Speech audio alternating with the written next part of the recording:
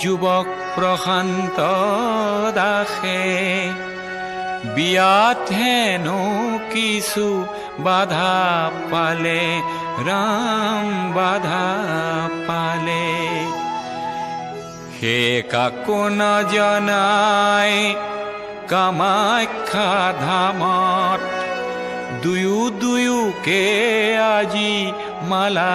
পিন্ধালে ৰাম মালা পিন্ধালে আজি দুয়োৰে উজ্জ্বল মুখ আজি দুয়োৰে অতীব সুখ সিদিনা দুয়ো